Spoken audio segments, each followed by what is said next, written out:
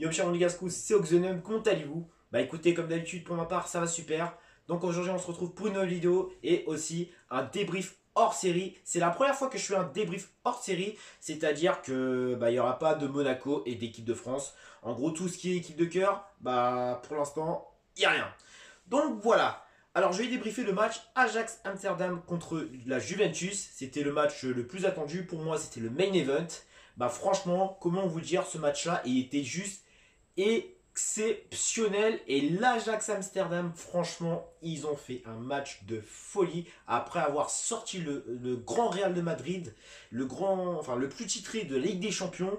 Là, ils ont fait match nul contre la Juventus, mais franchement, c'est dommage. C'est dommage pour eux parce qu'ils auraient pu gagner. Mais bon, on va en parler après. Donc d'abord, on va parler des compositions. Alors côté Ajax Amsterdam, ça s'est joué en 4-2-3-1. Onana dans les cages, à droite Vetman, au centre De Ligt, Daley-Blind, à gauche Tagliafico, au milieu Frenkie de Jong, suivi de Lacheneux, à droite Ziyech, en 10 Van de Beek, à gauche Neres et en pointe Dusan Tadic.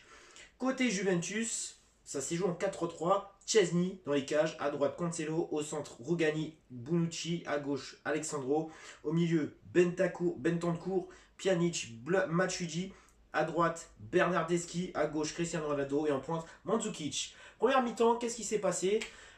Qu'est-ce que j'en ai pensé? Franchement, la première mi-temps, c'était exceptionnel. D'entrée de jeu, l'Ajax pose énormément de problèmes à la Juventus. C'est-à-dire, Hakim Ziyech, il a le ballon, il frappe. Malheureusement, c'était pas cadré, mais il a bien tenté. Il s'est porté volontaire. Ensuite, il a continué, il a enchaîné. Et là, jusqu'à temps, c'était un petit peu d'échec technique. Alors, d'échec technique dans le sens où, soit il était trop gourmand, soit il faisait pas de passe, ou alors il tentait des dribbles. Franchement, c'était vraiment dommage de sa part parce que franchement, Ziyech, quand il est en forme, il peut faire extrêmement très mal. Ensuite, la défense a réussi à museler Cristiano Ronaldo, Mandzukic et tout bordel. Un grand délire qui est exceptionnel, capitaine à tout juste 19 ans, capitaine et qui tire l'équipe vers le haut et ouais, qui arrive à tenir la défense.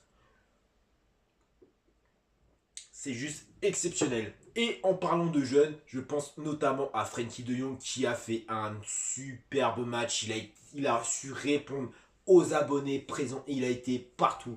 Des passes, interceptions, des dribbles. C'est juste exceptionnel. Ce joueur, franchement, il me fait grave rêver. Et il va partir au FC Barcelone. Bon, malheureusement, parce que l'Ajax, quand on les voit jouer, c'est juste exceptionnel. Ils ont regardé leurs joueurs. Franchement, ça aurait été un grand Ajax Amsterdam qui aurait pu rivaliser contre toutes les écuries 5 étoiles. Mais c'est vraiment dommage. Mais bon, c'est comme ça. C'est pas autrement. Ensuite, Neres qui a été vraiment exceptionnel. Tout le monde a bien joué. Et là, malheureusement, jusqu'à temps que la défense prenne l'eau, Joao Cancelo prenne le ballon, qu'il fasse un petit centre. Là il y a eu une erreur de marquage. Cristiano Ronaldo qui a accéléré. Bim, le petit centre. Parce que Cancelo, il savait que Cristiano Ronaldo allait récupérer le ballon. Et là, il récupère le ballon, la tête. Et là, ça a fait but. Franchement, quand j'ai vu ça, j'ai fait non, c'est pas possible. Il dominait l'Ajax Amsterdam. Et là, il faut qu'il fasse une erreur. Et là, on voit Mathias de Ligt qui pète les plombs envers ses coéquipiers, qui se dit où est le marquage. Ah, le marquage, il était vraiment absent. Il y avait personne sur lui. Ça, c'était malheureux. Bon, après, certes, c'était pas à Lacheneux de prendre Cristiano Ronaldo. Là, il s'est fait prendre de vitesse. Du coup, il a abandonné. Et c'est vraiment très dommage parce que franchement, le but aurait pu être évitable. Mais bon, c'est comme ça, ils se reprennent, ils lâchent rien, ils continuent, ils essayent de tenter, mais malheureusement, ça n'a pas fonctionné. Mais bon, ensuite, les milieux qui ont réussi à museler Pjanic, Bentancur et aussi Matuidi. Matuidi aussi, d'ailleurs, je parlais un petit peu du côté Ajax. Matuidi qui a été vraiment présent, Bentancur pareil, et le reste, bon, c'était moyen.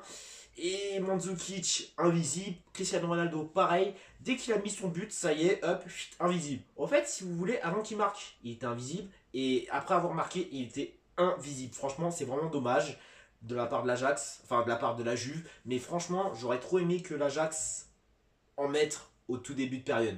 Mais bon, vous savez, comme moi qui est supporter de l'AS Monaco, et après ce qu'ils ont fait à l'AS Monaco, Franchement, je voulais à tout prix qu'Ajax gagne. Bon, c'est pas le sujet. Donc voilà, première mi-temps était vraiment exceptionnelle. Franchement, j'ai adoré. J'ai plus grand chose à dire. Ensuite, deuxième mi-temps. Alors, déjà d'entrée de jeu, à la 46e minute, David Neres, qui récupère le ballon, qui déborde, il pénètre dans la surface, il repique dans l'axe, il frappe du gauche, et là, qui donne le but de l'égalisation. Neres, franchement, qu'est-ce qu'il est exceptionnel, ce joueur. Il est exceptionnel. Exceptionnel, ce joueur.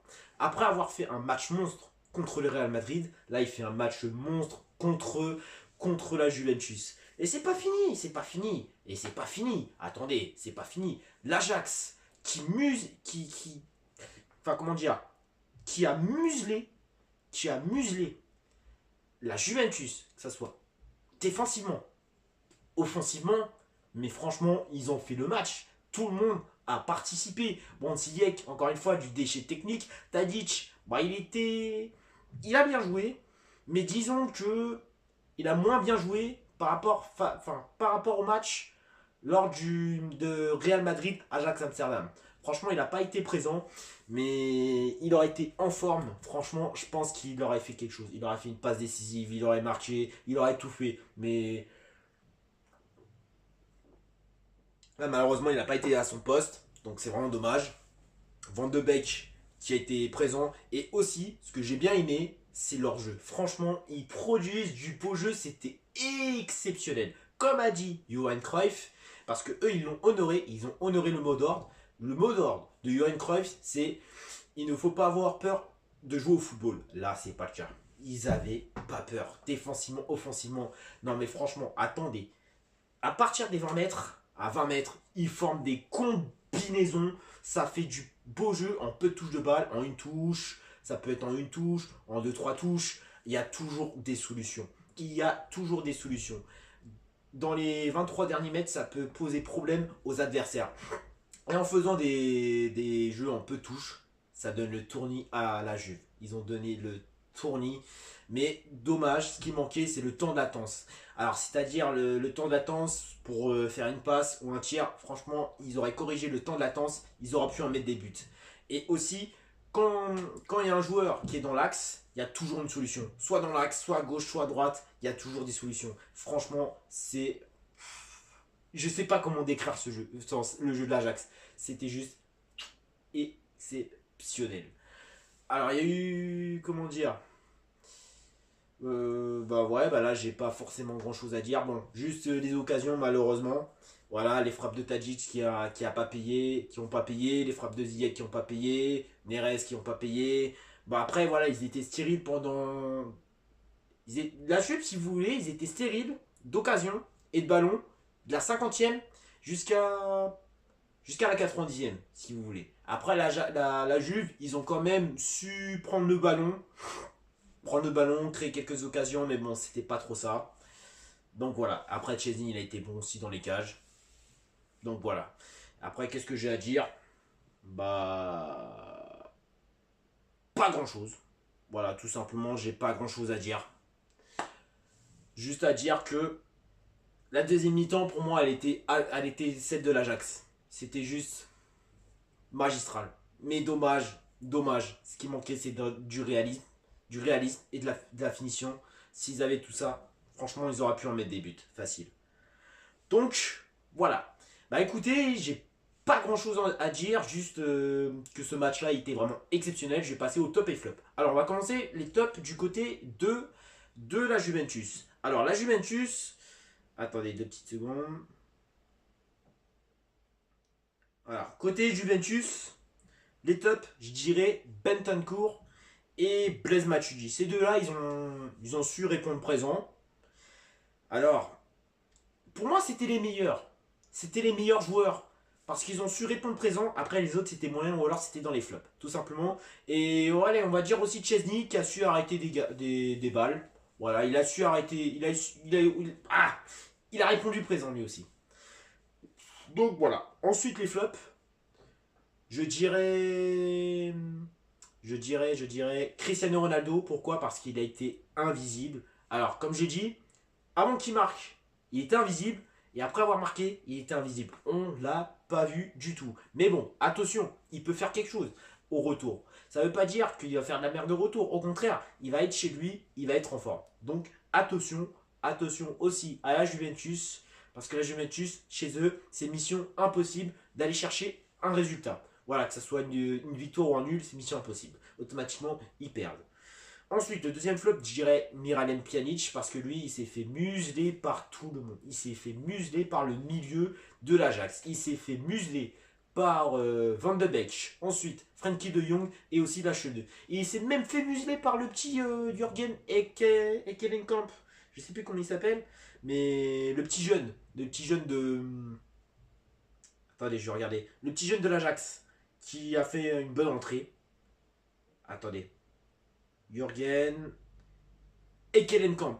Ouais, franchement, il a été vraiment pas mal. Mais lui, ce jour-là, ça a surveillé. Alors, il a tout juste 18 ou 19 ans. Parce que c'est un 2000. Il est juste à surveiller. Voilà. Et le troisième flop, côté Juve. Bah. Le troisième, il n'y en a pas vraiment. Franchement. Enfin, si. Le troisième, je dirais la stérilisation du ballon. Pourquoi? Parce que, comme j'ai dit, la 46e à la 90e, ils étaient stériles, ils n'avaient pas beaucoup de tirs, il n'y a pas eu beaucoup d'occasions, ils se sont fait museler par l'Ajax. Donc voilà. Et aussi en top, j'aurais pu mettre la magnifique entrée de Douglas Costa. Mais bon, j'ai hésité. En fait, j'ai hésité, mais comme il n'a pas beaucoup joué, je me suis dit pourquoi pas mettre Chesney en top. Donc voilà. Alors, Frenkie de Jong. Ah oui. Ah non, j'ai oublié de dire les tops et flops côté Ajax. On va commencer par le flop. Le flop, je dirais Hakim Ziyech. Pourquoi? Parce que pourtant, il avait super bien commencé. Il avait très bien commencé. Mais à force de trop se porter volontaire, on peut créer des déchets. Alors on peut souvent oublier les adversaires, enfin les coéquipiers. On a beau trop tenter des dribbles techniques, mais on perd trop le ballon. Et là, niveau frappe, c'était catastrophique. Franchement, Ziyech, c'est dommage. Et aussi, deuxième mi-temps, on l'a pas trop vu. Il était invisible. C'est vraiment malheureux. Et deuxième flop, bah, je dirais Veltman. Franchement, c'était catastrophique. Il s'est fait. Ouais, franchement, il s'est fait boire. Il s'est fait museler par. Enfin, il s'est fait boire par Bernardeschi. Non, Cristiano Ronaldo, je pense. Ouais, c'était Cristiano Ronaldo. Enfin, bon, vite fait. Au fait, Cristiano Ronaldo, ce qu'il a fait, c'est qu'il a juste bu Vetman. Mais sinon. Rien d'autre. Donc voilà. Voilà ce que je retiens au niveau flop. Ensuite, en top, bah, je dirais David Neres. David Neres, qui était un des meilleurs joueurs de l'équipe et de la rencontre. Bon, il a juste mis son but. Et ensuite, voilà, il a créé pas mal de soucis à la défense de la Juve. Il était juste monstrueux. Deuxième top, alors je dirais. En fait, j'hésite entre De Ligt, Tagliafico et Van de Beek. Bon, on va dire ces trois-là. Allez hop, on va tricher un petit peu, on va dire ces trois-là. Alors, De Ligt, qui a su répondre présent, qui a mis tous les joueurs offensifs dans sa poche. C'était vraiment exceptionnel. Tout comme Van de Beek. Voilà, le milieu Van de Beek, Frenkie de Jong, Cheneux, qui ont su stopper Bentancur, Matuidi et aussi Pjanic, qui lui a été catastrophique. Tagliafico qui a su répondre présent. Donc voilà ce que je retiens niveau top. Et je vais parler aussi de Frenkie de Jong. Alors, Frenkie de Jong a tout juste 21 ans et 333 jours. C'est devenu le jeune joueur ayant touché au moins 117 ballons en quart de finale de Ligue des Champions. Ou après, depuis Sergio Busquets en 2010 contre Inter. Franchement, De Jong, il est juste. Ah ouais, franchement. Je me demande si je dois le mettre dans le Golden Top ou pas. Parce que franchement, De Jong, ah ouais, franchement, du potentiel. Je pense qu'il va exploser à Barcelone. Après, je me demande s'il va prendre la place de Rakitic. En fait, je sais pas trop ce qu'il va donner au Barça. Mais en tout cas, il va juste être monstrueux. tout comme De Ligt, qui sera potentiellement au Barça. Ces deux joueurs-là, made in Ajax Amsterdam, vont faire très mal dans un autre club. Donc voilà. Écoutez, j'ai tout dit, j'espère que ce débrief vous aura plu, j'espère que vous êtes d'accord avec moi, ou alors si vous n'êtes pas d'accord avec moi, n'hésitez pas à débattre, n'hésitez pas à dire ce qui s'est passé, ce que vous avez pensé du match, qui était top, qui était dans les flops. Donc voilà. Aussi, vous connaissez la recette, comme d'habitude, pouce bleu Negasco, vous commentez, vous abonnez, vous partagez, n'hésitez pas à me suivre sur les réseaux sociaux, tout ça c'est en description. Écoutez mes chers Monégascous, c'était Oxenon, le supporter de l'AS Monaco depuis 2003 et passionné de jeux vidéo depuis petit. Et on se dit à la prochaine pour une nouvelle vidéo. Salut et daguet, Moulégou.